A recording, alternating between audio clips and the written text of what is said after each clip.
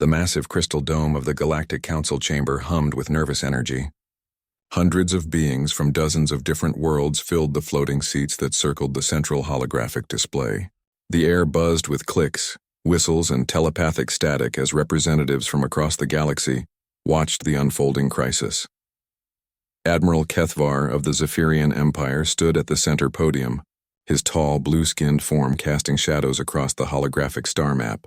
His large black eyes reflected the red warning lights that pulsed throughout the chamber. The forearms that extended from his slender torso moved gracefully as he manipulated the controls, zooming in on a small yellow star at the edge of the galaxy. "Honorable Council members," Kethvar began, his voice carrying the musical quality typical of his species. "We are gathered today to witness what our predictive algorithms suggest will be the final chapter in the brief history of the species known as humanity." The holographic display shifted to show a blue and green planet orbiting the yellow star. Earth hung in the simulated space like a jewel, unaware of the approaching doom that traveled toward it through the dark void between stars. Dr. Vexhai of the Nexari Collective raised one of his 6 mechanical arms. The cybernetic implants that covered half of his insectoid head glowed as he accessed the shared data networks. "Admiral Kethvar speaks correctly," he said, his voice buzzing through electronic filters. "Our quantum observation networks have been monitoring the Vorthak Empire's final offensive preparations for the past 72 standard hours. The numbers are not favorable for the humans." The display changed again, showing a massive fleet of dark, organic-looking ships moving through space like a swarm of deadly insects. Each vessel pulsed with bioluminescent patterns along its hull, and even through the hologram. Council members could sense the predatory hunger that drove the Vorthak war machine. Keeper Elder Theismore, ancient beyond measure and rarely speaking in council sessions, shifted in her crystalline form. Light bent strangely around her as she communicated through pure thought. Her mental voice reached every being in the chamber simultaneously. "The Vorthak have consumed 12 star systems in the past standard decade." Her thoughts whispered in their minds. 47 billion sentient beings have been absorbed into their collective consciousness. Their bioships adapt and evolve with each victory. They learn from every species they devour. A nervous chittering arose from the Insectoid Coalition's representatives. The Aquatic Confederation's ambassador released a cloud of stress pheromones into her water-filled environment suit. Even the usually confident silicon-based Christarch delegation dimmed their inner lights in worry. Admiral Kethvar manipulated the display controls again, bringing up detailed scans of the human military forces. The images were not impressive by galactic standards. Small metal ships with primitive rocket engines hung in space around Earth's moon and several orbital stations. Their weapons appeared to be simple kinetic cannons and basic energy projectors. "Let us examine the facts," Kethvar continued, his musical voice taking on a somber tone. "The humans have been aware of galactic civilization for only 37 of their years. In that time, they have developed faster than light travel, but their technology remains centuries behind even our most primitive member species." The display zoomed in on the largest human vessel, a battleship called the UES Defiance. Compared to the massive Vorthak bioships, it looked like a small metal toy. The ship's angular design and exposed weapon systems drew dismissive clicks from several council members. "Their largest warships measure only 800 meters in length," Dr. Vexhai added, his mechanical voice displaying the calculated disdain of pure logic. "A single Vorthak capital ship masses more than their entire fleet combined. Their energy shields operate on primitive electromagnetic principles that the Vorthak biohulls can easily penetrate." The Zephyrian admiral nodded in agreement. "Furthermore, their weapons technology relies primarily on accelerated metal projectiles and focused energy beams. Such weapons have proven ineffective against Vorthak regenerative armor in all previous encounters." Representative Kix Nella of the gaseous commune floated in her containment sphere, her electromagnetic field fluctuating with distress. "Have the humans requested assistance?" she asked, her voice synthesized through speakers attached to her sphere. "Surely they understand they cannot face the Vorthak alone." "They have not," replied Theismore's mental voice carrying undertones of puzzlement that even an ancient keeper could not hide. "Human diplomatic channels remain strangely silent. Their representatives have not responded to our offers of evacuation assistance or defensive support." This statement caused a wave of confused murmurs throughout the chamber. In the 10,000-year history of the Galactic Council, No species had ever refused help when facing the Vorthak. Most civilizations spent their final hours begging for intervention that the Council's laws prevented them from providing. Admiral Kethavar called for order by raising all four of his arms. The Council's primary obligation is to observe and record, he reminded the Assembly. We cannot interfere with natural galactic selection processes. However, we can document this conflict for future study. The holographic display shifted to show the Council's predictive algorithm results. Mathematical formulas and probability cascades filled the air above the central podium, painting a grim picture in numbers and statistics. Our quantum prediction matrix has analyzed 847 previous interstellar conflicts, Kethavar explained. The algorithm accounts for technological levels, fleet sizes, strategic positioning, supply lines, and species-specific psychological factors. In every case, the predictions have proven accurate within a 0.3% margin of error. The numbers floating in the hologram painted a stark picture. Human defeat probability 99.97%. Estimated survival time 6.7 standard hours. Projected casualties. Total species extinction. Dr. Vexhai's cybernetic implants flickered as he processed additional data streams. The Vorthak fleet consists of 50,000 bioships arranged in 12 attack formations. Each formation is capable of sterilizing a planet's surface within minutes.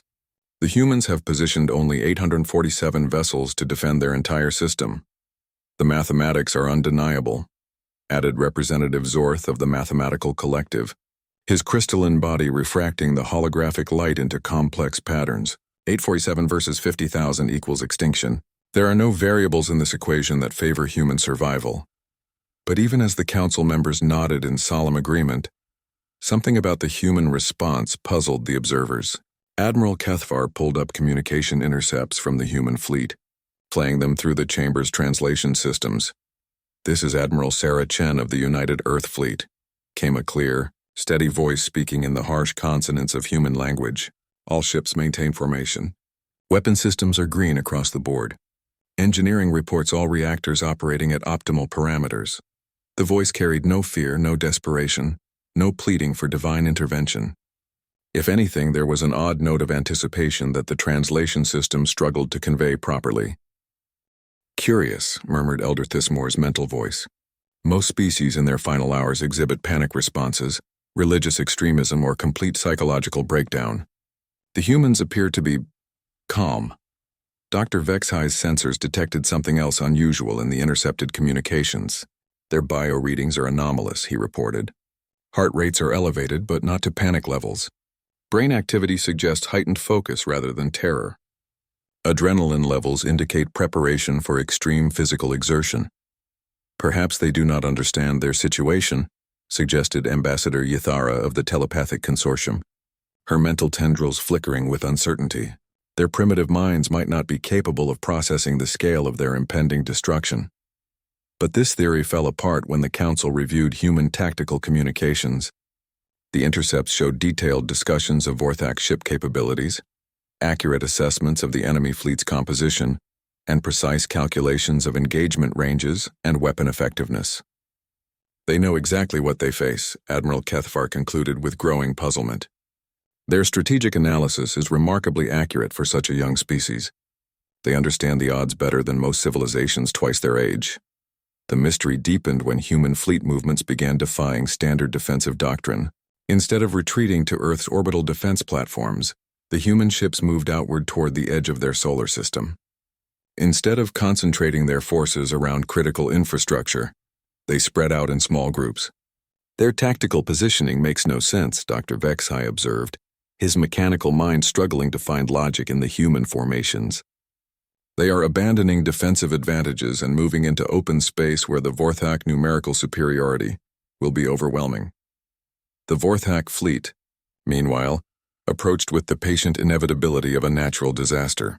The bioships moved in perfect coordination, their living hulls shifting and adapting as they traveled through space. Sensory organs the size of city blocks scanned ahead for threats, while weapon pods prepared to unleash destruction that had shattered dozens of worlds.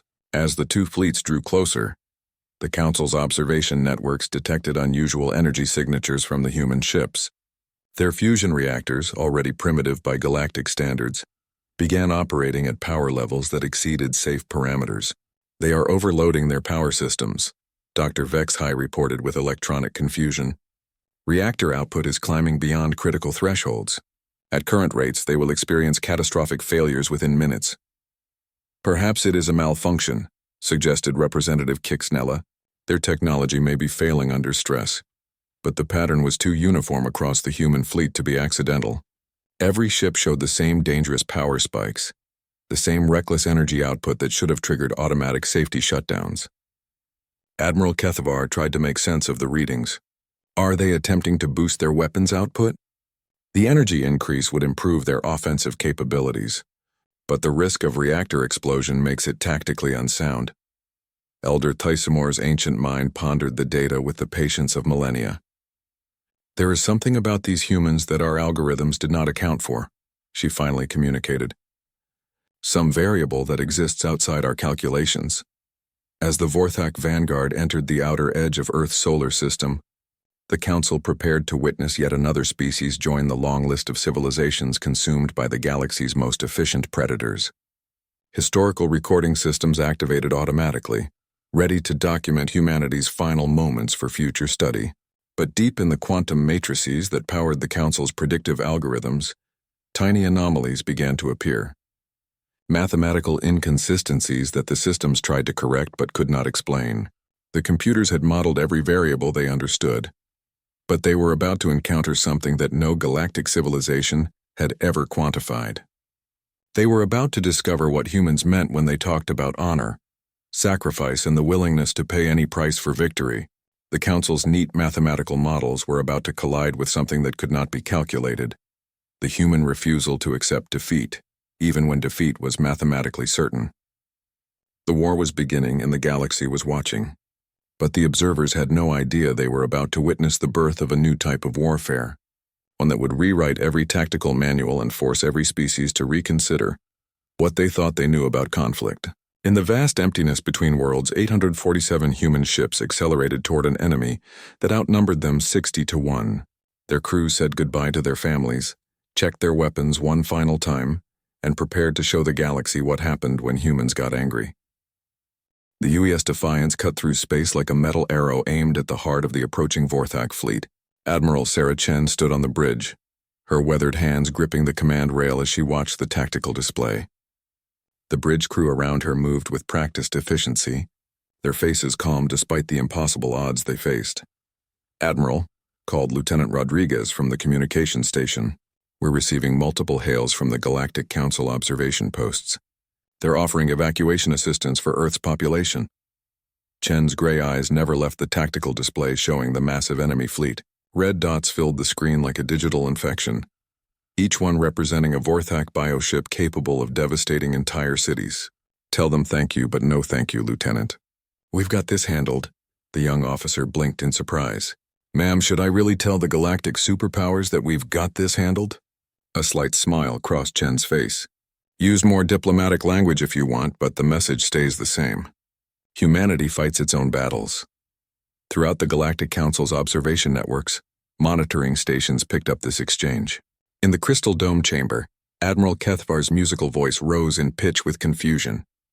They refuse evacuation assistance? Do they not understand the mathematics of their situation? Dr. Vexhai's cybernetic implants flickered rapidly as he processed the data.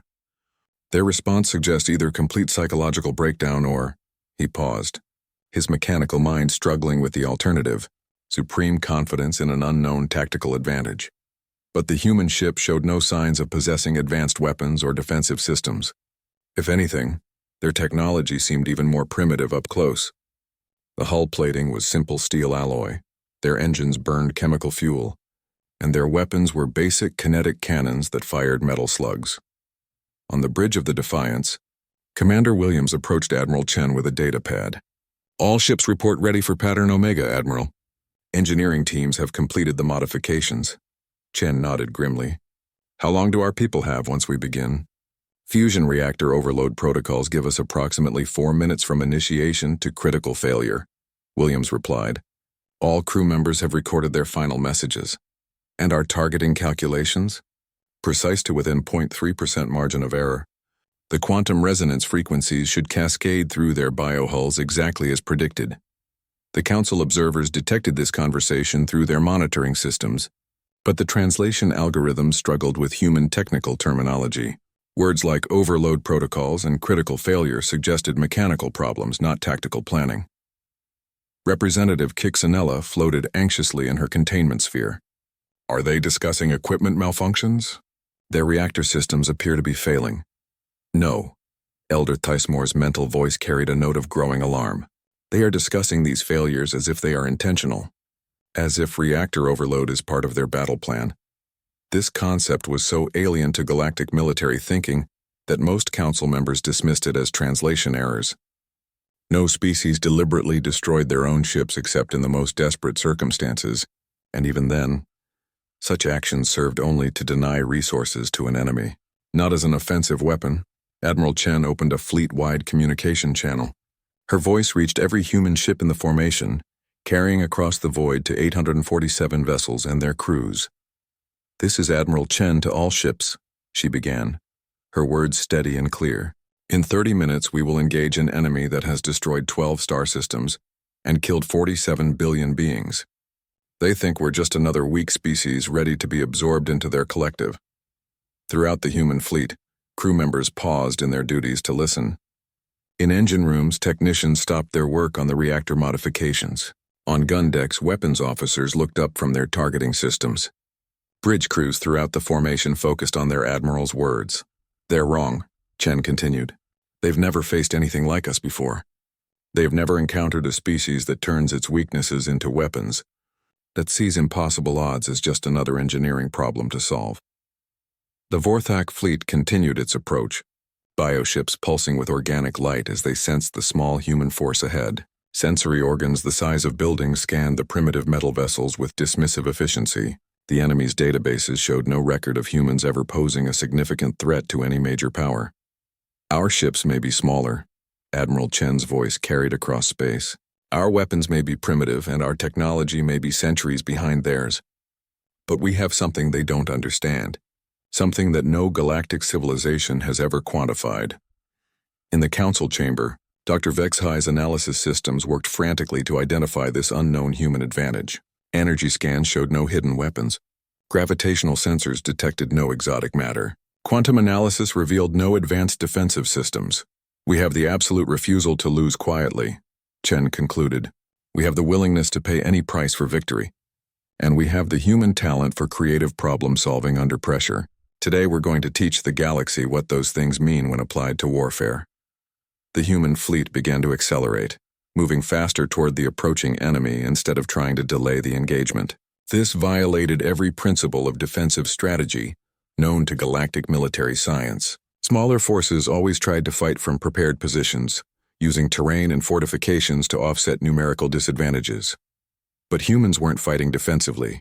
As the council observers watched in growing amazement, the human ships arranged themselves into groups of 7 vessels each.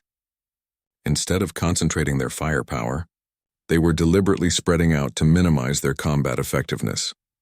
"Their tactical formation is completely wrong," Admiral Kethavar observed, his musical voice rising to a confused trill. "They are sacrificing every possible advantage." Commander Williams approached Admiral Chen again, this time carrying a helmet and pressure suit. "Admiral, you need to get to the escape pod. As fleet commander, your survival takes priority." Chen took the helmet but didn't put it on. "I appreciate the thought, Commander, but I'm staying right here. If we're asking 847 crews to give everything they have, their admiral damn well better be willing to do the same." "Ma'am, with respect, your death serves no tactical purpose." "Maybe not," Chen replied, clipping the helmet to her belt instead of wearing it. "But leadership isn't always about tactics. Sometimes it's about showing your people that you trust the plan enough to bet your own life on it." The Vorthak Vanguard now detected the approaching human ships with their biosensors. The organic computers that controlled the alien fleet processed the tactical data with predatory satisfaction. 47 small vessels against 50,000 bioships. The engagement would be over in minutes. But something about the human approach patterns puzzled the Vorthak collective consciousness. The prey species was moving directly toward them instead of fleeing. This behavior contradicted the survival instincts that evolution had programmed into every known form of life. The first group of 7 human ships, led by the destroyer UES Thunderchild, accelerated past safe velocity limits. Their fusion reactors climbed to dangerous power levels as they approached the enemy formation. Captain Maria Santos commanded the Thunderchild, a veteran officer who had survived 3 previous alien conflicts. "This is Santos to Thunderchild Group," she broadcast to her 6 companion ships. "Remember, we only get one chance at this. Make it count." The 7 ships moved into tight formation, their hulls almost touching as they bore down on the Vorthak Vanguard. Their reactors now operated at 340% of safe capacity, energy readings that should have triggered automatic emergency shutdowns. In the council chamber, alarms began sounding as monitoring systems detected the impossible power signatures. Dr. Vexhi's cybernetic implants sparked with overload as he tried to process the data. "Impossible," he buzzed through electronic filters. "No fusion reactor can operate at those energy levels without immediate catastrophic failure. Unless," Elder Tismore's mental voice whispered with dawning horror, "catastrophic failure is the intended result." The realization hit the council like a physical blow. The humans weren't trying to prevent reactor overloads. They were weaponizing them. They were turning their own ships into guided nuclear bombs. Representative Zorth of the Mathematical Collective's crystalline body flashed with rapid calculations. The energy release from a controlled fusion detonation would, by the cosmic constants, it would tear through bio-ship hulls like they were made of paper. The Thunderchild group reached optimal range. Captain Santos's voice cut across all frequencies, human and alien alike. "For Earth! For humanity! For everyone we couldn't save." 7 fusion reactors overloaded simultaneously. The explosion that followed lit up space like a newborn star. The blast wave tore through 17 Vorthak bioships before they could adapt their hull configurations. Organic armor that could regenerate from energy weapons and kinetic impacts simply vaporized under the raw nuclear fury. The council chamber fell into stunned silence. In 10,000 years of galactic warfare, no species had ever employed such tactics. The concept of deliberately destroying your own ships as weapons violated every principle of civilized combat, but Admiral Chen was just getting started. As the light from the first fusion detonation faded, her voice reached across the battlefield once again.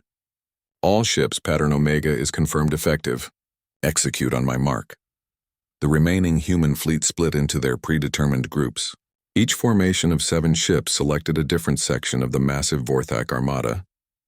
The enemy bioships, still reeling from the shock of the first attack, tried to adapt their tactics to this unprecedented threat.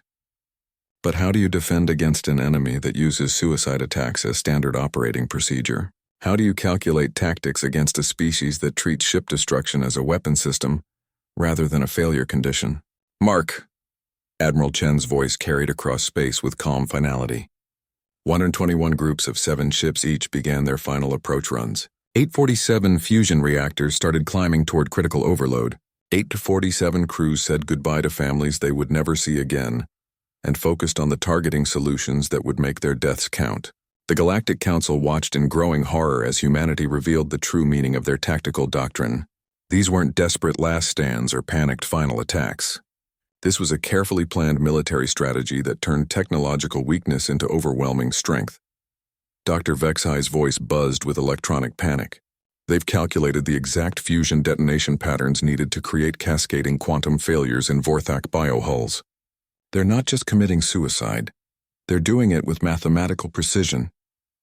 The second wave of human ships reached their targets. Fusion reactors hit critical mass across dozens of locations simultaneously. Space filled with nuclear fire as humanity showed the galaxy what total war really meant. And in the chaos of explosion and death, Admiral Chen stood calmly on her bridge, watching the tactical display with grim satisfaction. The plan was working exactly as designed. The galaxy had never seen anything like human warfare before. They were about to learn why that was a very dangerous oversight. The Galactic Council chamber erupted in chaos as the second wave of human fusion detonations lit up the tactical displays. Beings from dozens of worlds clicked, whistled, and transmitted distress signals in languages spanning half the galaxy. The carefully maintained order of 10,000 years of civilization cracked under the weight of what they were witnessing.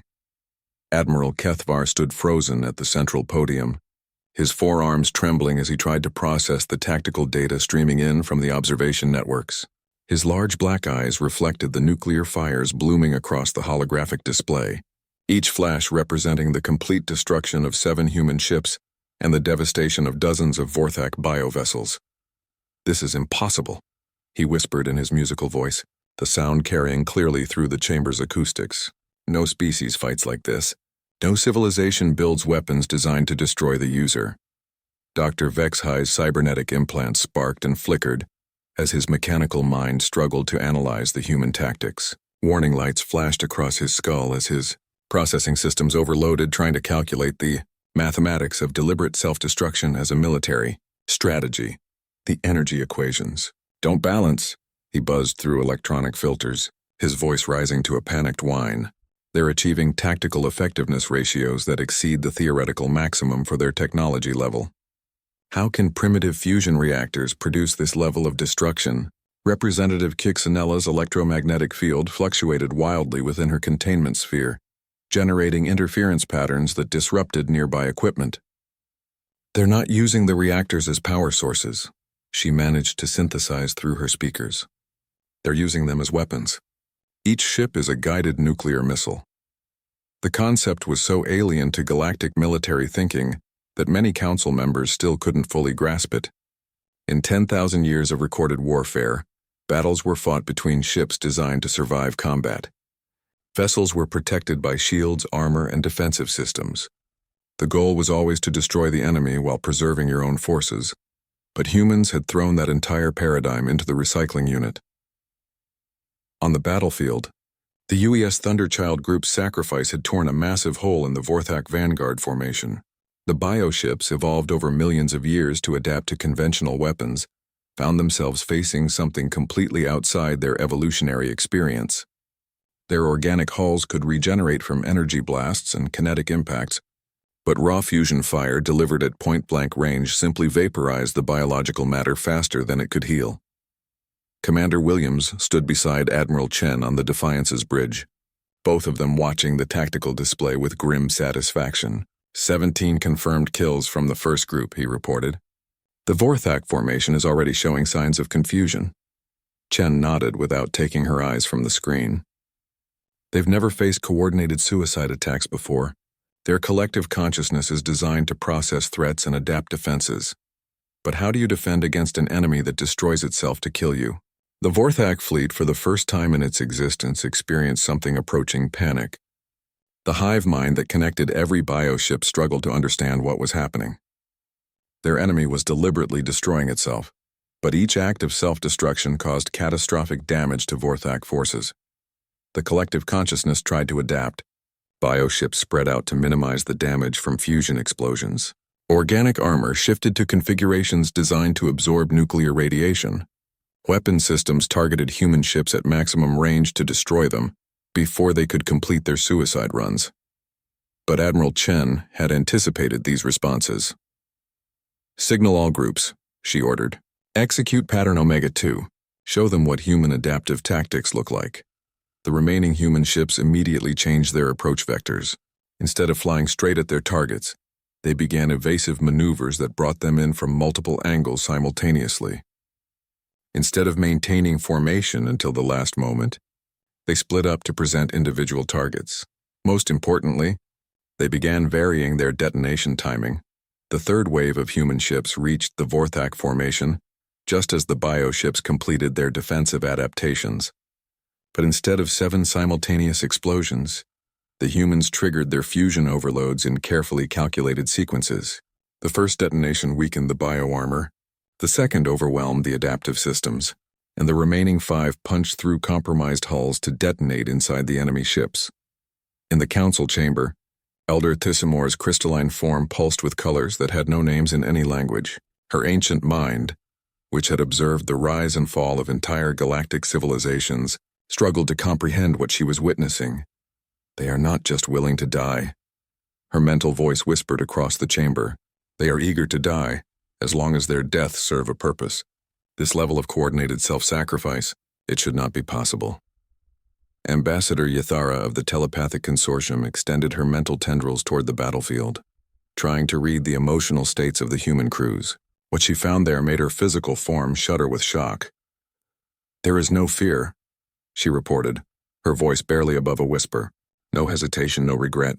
They view their deaths as mathematical components in a larger equation. Each ship, each crew, each life is just another variable to be optimized for maximum tactical effect." This revelation sent fresh waves of terror through the assembled council members. They could understand desperate last stands driven by emotion. They could comprehend suicidal attacks born from religious extremism or psychological breakdown. But this was something else entirely. This was cold, calculated warfare that treated death as just another tool in the tactical toolkit. The Vorthak collective consciousness began to fracture under the psychological pressure. For millions of years, they had absorbed other species into their hive mind through conquest and assimilation. They understood fear, desperation, and the survival instinct. But they had never encountered a species that viewed individual death as tactically acceptable if it served the greater strategic goal. The bioships started making mistakes. Formation discipline broke down. As individual vessels tried to avoid the human suicide ships, some Vorthak commanders attempted to retreat to safer distances, while others pressed forward trying to overwhelm the humans through sheer aggression. The perfect coordination that had made them unstoppable began to crumble. Admiral Chen watched this development with professional satisfaction. "They're losing cohesion," she observed. "Their hive mind can't process our tactics fast enough to maintain unified command. Shall we accelerate the attack schedule?" Commander Williams asked. "No," Chen replied. "Stick to the plan. Let them think about what's coming next. Psychological pressure is a weapon, too." The fourth wave of human ships began their approach. But this time, they did something that violated every principle the Council thought they understood about human tactics. Instead of targeting the enemy formation's center, they aimed for the bioships that were trying to retreat. Dr. Vexhi's mechanical voice rose to a confused screech. "They're attacking the ships moving away from Earth. Why would they chase retreating enemies instead of defending their homeworld?" Admiral Kethavar's musical voice cracked with strain as he tried to understand the human strategy. "Perhaps they do not realize the tactical significance of enemy withdrawal." But Elder Thismore's ancient wisdom recognized something that the younger council members missed. "They are not defending." Her mental voice carried undertones of growing awe. "They are hunting. They do not want the Vorthak to retreat and regroup. They want total victory." This realization struck the council like a physical blow. The humans weren't fighting a defensive battle to protect their homeworld. They were fighting an offensive campaign designed to completely annihilate the Vorthak fleet. They weren't trying to survive the encounter. They were trying to win it. The fourth wave of fusion detonations caught the retreating Vorthak ships in a devastating crossfire. Human vessels approached from multiple vectors, their crews timing their reactor overloads to create overlapping destruction fields. The precision was terrifying in its mathematical beauty. Representative Zorth's crystalline body flashed through rapid calculations. "At current casualty rates, the Vorthak fleet will suffer strategic defeat within 43 standard minutes," he announced, his voice crackling with disbelief. "A force of 50,000 ships is being destroyed by 847 vessels through deliberate self-destruction." The implications of this statement rippled through the chamber like a shockwave. The Vorthak Empire had conquered 12 star systems through the superiority of their bioships and hive mind tactics. They had absorbed 47 billion beings into their collective consciousness. They were considered the most efficient military force in the galaxy, and they were losing to a species that had been spacefaring for less than 40 years. On the battlefield, Admiral Chen opened another fleet-wide communication channel. Her voice reached the remaining human ships with calm authority. "All vessels, this is Admiral Chen. We are now at 60% completion of Pattern Omega. The enemy formation is breaking apart, but do not mistake confusion for defeat. The Vorthak learn quickly, and they will adapt to our tactics if given time." She paused, looking around the bridge at her crew. These people had volunteered for a mission they knew would end in death. They had said goodbye to their families and made peace with their fate. But their faces showed no sadness, only fierce determination. "Therefore, we accelerate to Pattern Omega 3. All remaining groups will attack simultaneously. We end this war in the next 6 minutes." Commander Williams checked his chronometer. "Admiral, that leaves no time for escape pod deployment. No one will survive the final assault." Chen's smile was sharp as a blade. Commander, we stopped planning for survival the moment we chose this strategy. Our job isn't to come home. Our job is to make sure no other human families have to face what we're facing. The remaining 91 groups of human ships changed course simultaneously, all converging on the Vorthak fleet from different angles. Their fusion reactors climbed toward critical overload as 637 vessels prepared for the largest coordinated suicide attack in galactic history. In the council chamber, every being present understood they were about to witness either the most heroic or most terrifying act of warfare ever recorded. The line between the two had never seemed so thin. Elder Thismore's mental voice whispered across the chamber one final time before the climactic assault began. We have watched 10,000 species rise and fall, but we have never seen anything like this. Win or lose, these humans have just redefined what warfare means. The galaxy was about to learn that humans didn't just fight wars, they solved them. The final assault began with mathematical precision that would have impressed the most advanced computational minds in the galaxy. 91 groups of 7 human ships each approached the fragmenting Vorthak fleet from every possible angle. Their movements coordinated with the deadly accuracy of a perfectly calibrated weapon. Admiral Chen stood on the bridge of the UES Defiance, her weathered hands steady on the command rail as she watched the tactical display. The red dots representing enemy bioships filled the screen like drops of blood, but gaps had begun to appear in their formation. The Vorthak collective consciousness was struggling to adapt to tactics that violated every principle of rational warfare. All groups report ready for final approach, Commander Williams announced, his voice remarkably calm for a man about to die. Fusion reactors are climbing to terminal overload parameters across the fleet. Chen nodded without taking her eyes from the display. Signal all ships. Remind them that precision is everything in the final phase. We get exactly one chance to end this war. The message went out across the remaining human fleet, reaching 637 vessels and their crews. In engine rooms throughout the formation, technicians made final adjustments to fusion reactors that were already operating far beyond safe limits. On bridge after bridge, captains said goodbye to their families through personal communication systems that would soon be permanently severed. But there was no despair in these farewells, no weeping or regret. The human crews spoke to their loved ones with the calm satisfaction of people who knew their sacrifice would mean something. They were not dying in vain. They were solving the largest tactical problem their species had ever faced.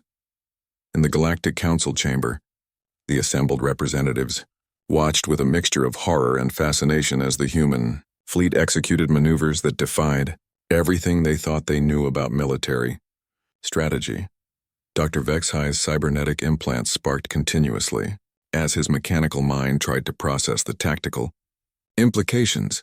They are not attacking randomly, he reported, his electronic voice crackling with overload stress. Each group is targeting specific structural points in the Vorthak formation. They have identified the bioships that serve as coordination nodes for the hive mind. Admiral Kethvar's musical voice rose to a confused trill. How could they possibly know which ships control the collective consciousness? Such intelligence would require years of study. Unless, Elder Tisimore's mental voice whispered across the chamber. They determined it through direct observation during the battle. They have been learning Vorthak tactical doctrine by fighting them. This realization sent fresh waves of amazement through the council. Most species required decades of careful study to understand alien military structures. The humans had figured out the Vorthak command hierarchy simply by watching how the bioships responded to previous attacks. On the battlefield, the Vorthak collective consciousness faced a problem it had never encountered in millions of years of evolution. The hive mind was designed to process threats and develop adaptive responses, but the humans kept changing their tactics faster than the bioships could evolve countermeasures. The first wave of the final assault targeted the Vorthak coordination vessels with surgical precision. 7 human ships approached each command bioship from different vectors, their fusion reactors climbing toward critical mass. But instead of detonating immediately upon contact, they used a new variation that the council observers found even more terrifying. The human crews waited until their ships penetrated the biohulls before triggering reactor overload. Captain Elena Rodriguez commanded the destroyer UES Vengeful Spirit as it pierced the outer armor of a massive Vorthak coordination vessel. Her ship's hull scraped against organic tissue as she piloted it deeper into the enemy's body. "This is Rodriguez to Vengeful Spirit Group," she broadcast to her 6 companion ships. "We're inside the command center. Beginning reactor overload sequence." The fusion detonation that followed didn't just destroy the Vorthak ship. It vaporized the bio-neural networks that controlled dozens of other vessels. Entire sections of the enemy fleet suddenly found themselves cut off from the collective consciousness. Their coordination shattered. Dr. Vexahai's voice rose to an electronic screech as he processed the tactical data. "They're not just destroying ships anymore. They're performing surgical strikes against the hive mind itself." But this was only the beginning of humanity's final gambit. As the Vorthak formation reeled from the loss of coordination nodes, the remaining human groups executed the most complex tactical maneuver in recorded galactic history. They synchronized their fusion detonations to create cascading quantum resonance failures. Admiral Chen had spent months working with Earth's brightest physicists to develop this strategy. The human scientists had discovered that Vorthak biohulls, while incredibly adaptive, were vulnerable to specific quantum frequencies when subjected to nuclear fusion at close range. By timing multiple explosions to occur in precise sequence, they could create a resonance wave that would propagate through the organic armor like a deadly vibration. The effect was devastating beyond anything the Council had imagined possible. The second wave of human ships reached their targets and began the resonance sequence. Fusion reactors overloaded in carefully calculated intervals, each explosion timed to amplify the quantum effects of the previous detonation.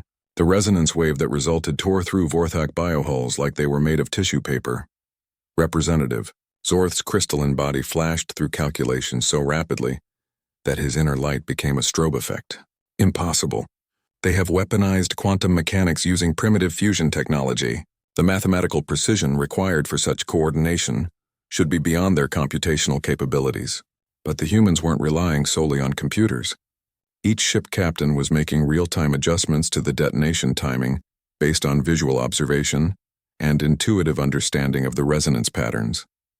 They were applying human creativity and adaptability to a physics problem that alien computers couldn't solve. The third wave struck just as the quantum resonance reached peak amplitude. 35 human ships detonated simultaneously across a 2-kilometer section of the Vorthak fleet. The resonance wave that followed propagated through hundreds of bioships, their organic hulls vibrating themselves apart at the molecular level. In the council chamber, Ambassador Yithara of the Telepathic Consortium extended her mental tendrils toward the battlefield, trying to read the emotional states of the dying Vorthak collective. What she found there made her physical form convulse with shock. "The hive mind is experiencing something it has never felt before," she reported, her voice shaking. Fear. Not the simple survival instinct of individual creatures, but existential terror at the species level. They are beginning to understand that they might actually lose. The Vorthak had absorbed 47 billion beings over the course of their expansion. They had encountered desperate resistance, clever tactics, and advanced technology. But they had never faced an enemy that could outthink them while simultaneously being willing to die to achieve victory. The fourth wave of human attacks targeted the bioships that were trying to adapt to the quantum resonance. But the humans had anticipated this response as well. Instead of using the same resonance frequency, they shifted to harmonic variations that exploited the Vorthak attempts at adaptation. Elder Tissimor's ancient mind processed the implications with growing awe. They predicted the enemy's countermeasures and prepared responses in advance. This level of tactical foresight suggests strategic thinking capabilities that rival our most advanced civilizations. Admiral Chen watched the tactical display as sections of the Vorthak fleet simply ceased to exist. Quantum resonance cascades tore through bioship formations like wildfire, leaving only debris and radiation in their wake. The enemy fleet that had seemed unstoppable 30 minutes earlier was disintegrating under the precise application of weaponized physics. But the Admiral's expression remained grim. The plan was working, but the cost was exactly what they had calculated. 637 human ships and their crews were dying to achieve this victory. Good people who would never see Earth again, never hold their children, never grow old in peace. "Commander Williams," she said quietly, "signal the final wave. It's time to finish this." The last 49 human ships began their approach as the Vorthak fleet entered complete collapse. The hive mind, fractured by the loss of coordination nodes and terrorized by quantum resonance attacks, could no longer maintain unified command. Individual bioships began fleeing in random directions, abandoning the collective that had defined their existence for millions of years. But Admiral Chen wasn't interested in routing the enemy. She wanted total annihilation.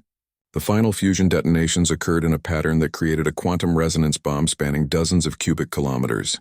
The explosion that followed was visible from Earth's surface, a new star burning briefly in the void as humanity demonstrated what total war really meant. When the light faded, the Vorthak fleet had simply ceased to exist. 50,000 bioships, the accumulated military might of an empire that had conquered 12 star systems, had been reduced to radioactive particles by 847 human vessels. The silence in the council chamber was absolute. Beings from dozens of worlds stared at the tactical display in stunned disbelief. Where moments before there had been the largest space battle in galactic history, now there was only empty space and the fading radiation signature of unprecedented destruction. Dr. Vexahai's electronic voice was barely a whisper. Total enemy fleet destruction. 0 survivors. Human casualties. He paused as the numbers registered. 847 ships destroyed. Total crew loss. 5,164 individuals. Admiral Kethvar found his musical voice after long moments of silence. They won. A species we classified as primitive just achieved total victory against the most powerful military force in the galaxy through coordinated self-destruction.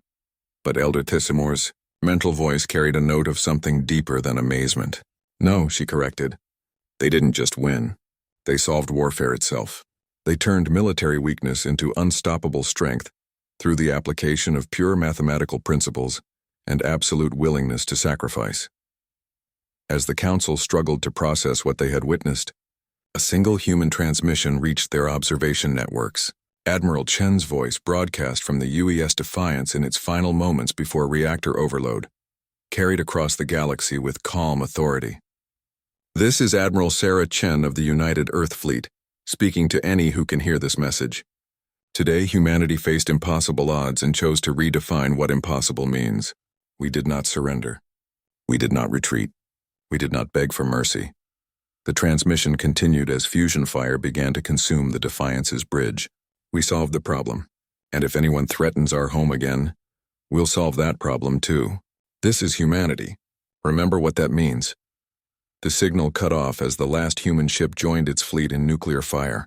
In the vast emptiness where two fleets had clashed, only silence remained. But that silence carried a message that would echo across the galaxy for generations to come. Humanity had just announced its arrival on the galactic stage, and the announcement had been written in nuclear fire and quantum physics. The galaxy would never be the same. The news of humanity's impossible victory spread across the galaxy like a shockwave through quantum space. Within hours of the battle's end, communication networks, spanning 17 star systems, buzzed with frantic transmissions as civilizations that had considered themselves untouchable suddenly faced a terrifying new reality. In the crystal dome of the Galactic Council Chamber, emergency sessions convened around the clock, as representatives from dozens of worlds struggled to comprehend the implications of what they had witnessed. The holographic displays that usually showed routine trade negotiations and diplomatic ceremonies now projected tactical analyses of the most devastating military action in recorded galactic history. Admiral Kethvar stood at the central podium, his blue-skinned form trembling with exhaustion after 48 hours of continuous briefings. His forearms moved weakly as he manipulated the display controls, showing the same impossible data over and over again to Council members who still couldn't believe it. The mathematical analysis has been verified by 17 independent computational networks, he announced in his musical voice, though the melody was strained almost to breaking. 847 human vessels achieved total destruction of 50,000 Vorthak bioships through coordinated reactor overloads and weaponized quantum resonance. Dr. Vexhai's cybernetic implants flickered erratically as his mechanical mind continued to process the tactical implications. The fusion detonation sequences created cascading quantum failures that propagated through organic matter at the molecular level. he reported, his electronic voice crackling with static. The humans weaponized the fundamental forces of physics using technology we classified as primitive. But the immediate military analysis was only the beginning of the chaos. Across the galaxy, the Vorthak Empire was collapsing like a house of cards. Without their massive fleet to maintain control, the 12 conquered star systems erupted in rebellion as suppressed species threw off the chains of absorption and assimilation. Representative Kixanella floated anxiously in her containment sphere, electromagnetic fields fluctuating wildly as she processed reports from the liberation zones. "The Altarian Collective has declared independence," she announced through her speakers. "The Rigel Mining Consortium is expelling all Vorthak administrative personnel. The entire Centauri sector is in open revolt." The collapse was happening faster than anyone had imagined possible. The Vorthak had ruled through fear and overwhelming military superiority. When that superiority vanished in 43 minutes of nuclear fire, their entire empire simply fell apart. Billions of beings who had been absorbed into the hive mind suddenly found themselves free to think their own thoughts again. Melder Thismore's crystalline form pulsed with colors that had no names in any galactic language as her ancient mind tried to process the magnitude of change. In 10,000 years of Council history, we have never witnessed the complete destruction of a galactic power in less than 1 standard hour. Her mental voice whispered across the chamber. The humans have rewritten the fundamental rules of interstellar warfare. But while the Council struggled with theoretical implications, practical concerns were mounting by the hour. The Vorthak surrender had been transmitted across all frequencies within 6 hours of their fleet's destruction. The message was brief and absolute. Complete unconditional surrender to the species called humanity, immediate withdrawal from all conquered territories, and a formal request for mercy. The surrender document itself had shocked Council observers almost as much as the military victory. Never in galactic history had a major power surrendered so completely to a species they had never heard of 48 hours earlier. The psychological impact of the human victory had shattered the Vorthak collective consciousness more thoroughly than the quantum resonance bombs had destroyed their ships. 3 weeks after the battle, the human delegation arrived at the Council chambers. But they didn't come as supplicants seeking admission to galactic civilization. They came as conquerors presenting terms for galactic peace. Ambassador Elena Vasquez led the human diplomatic team, a composed woman in her 50s whose calm demeanor gave no hint of the revolutionary changes her species had just unleashed across the galaxy. She walked through the Council chamber with the quiet confidence of someone who knew exactly how much power she represented. "Honorable Council members," she began, her words translated into dozens of languages simultaneously. "I am Ambassador Vasquez of the United Earth Federation. I bring greetings from Admiral Chen's successor in terms for the establishment of lasting peace between humanity and the galactic community." The phrasing sent ripples of unease through the assembled representatives. In 10,000 years of Council history, new species had always requested membership and acceptance. They had never arrived to dictate terms for peace as if they were already the dominant power. Admiral Kethvar's musical voice cracked slightly as he responded. "Ambassador Vasquez, the Council extends its congratulations on your species' remarkable military achievement.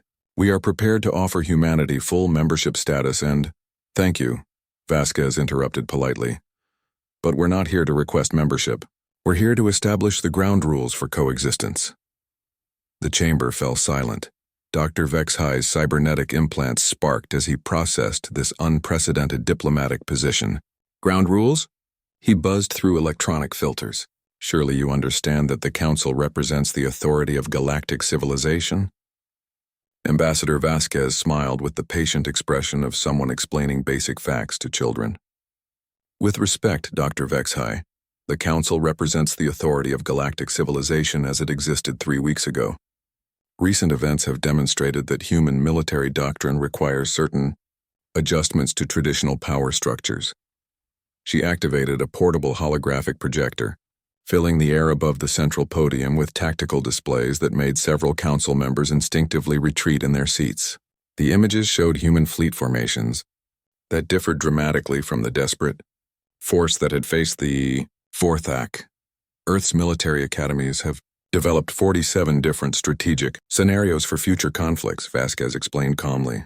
Each scenario involves variations on what we call pattern doctrine, the coordinated use of fusion detonation sequences to achieve tactical objectives. The tactical displays showed human ships arranged in formations that violated every principle of rational fleet deployment. But after witnessing the destruction of the Vorthak Armada, the Council members could no longer dismiss these tactics as primitive or suicidal. Representative Zorth's crystalline body flashed through rapid calculations. Pattern Omega was scenario number 1? He asked, his voice crackling with disbelief. Actually, it was scenario number 37, Vasquez replied. We selected it because the Vorthak fleet composition favored hive mind coordination tactics. For different enemy types, we have different solutions. The implications of this statement rippled through the chamber like a physical force. The humans hadn't just developed one desperate strategy to deal with the Vorthak threat. They had created an entire military doctrine based on weaponized self-destruction, with dozens of tactical variations ready for deployment. Ambassador Yathara of the Telepathic Consortium extended her mental tendrils toward the human delegation, trying to read their emotional states. What she found there made her physical form shudder with recognition. You're not bluffing, she whispered. Your species really is prepared to use these tactics against any threat. We prefer diplomacy, Vasquez replied with the same calm tone. But if military action becomes necessary, we're ready to solve whatever problem presents itself. That's why we're here today, to establish clear protocols that will prevent misunderstandings that might lead to conflict. The human terms for galactic peace were unlike any diplomatic document in Council history. Instead of requesting trade agreements or territorial rights, humanity laid out the conditions under which they would consider other species to be non-threatening. The terms were surprisingly reasonable, but the underlying message was unmistakable. Humanity was not asking for permission to exist in galactic civilization. They were announcing the rules under which galactic civilization would be permitted to exist near humanity. Dr. Vexhi's mechanical voice buzzed with confusion as he processed the diplomatic implications. These terms essentially grant humanity veto power over any military action in this sector of the galaxy. That's correct, Vasquez confirmed. Our analysis suggests that most galactic conflicts could be resolved through diplomatic negotiation if all parties understood that military solutions carry unacceptable risks. Elder Thismore's mental voice carried undertones of something that might have been amusement. You're proposing to enforce galactic peace through the threat of tactical insanity. We prefer to think of it as applied problem-solving, the ambassador replied. Humans have a talent for finding creative solutions to complex challenges. We're simply offering to share that talent with the galactic community. The vote took place after 3 days of frantic closed-session debates. For the first time in the 10,000-year history of the Galactic Council, a species was granted not just membership, but permanent status on the High Command without serving the traditional probationary period. The final tally was unanimous, not because every representative agreed with the decision, but because no one was willing to risk discovering what Pattern Omega-2 might look like. Admiral Kethvar announced the results with his musical voice carrying notes of resignation and awe. By unanimous consent, the Galactic Council recognizes the United Earth Federation as a sovereign power with full diplomatic status and permanent representation on the High Command Council, but it was Elder Desimor who provided the historical context that would define humanity's place in galactic civilization. Her mental voice reached every being in the chamber as she spoke for the official record. For 10,000 years, the Council has maintained peace through the balance of civilized powers employing rational military doctrines. Today, we acknowledge a new paradigm. Peace maintained through the demonstrated willingness of one species to employ tactics so devastating that no rational civilization would risk provoking them.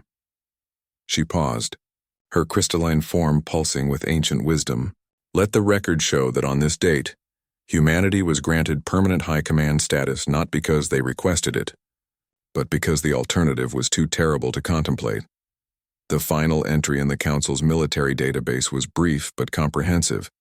Species human. Classification non-aggressive but extremely dangerous. Military doctrine, weaponized self-destruction with quantum resonance amplification. Recommendation, Under no circumstances should any galactic power engage in military conflict with humanity. Approach with extreme diplomatic courtesy and genuine respect for their territorial claims.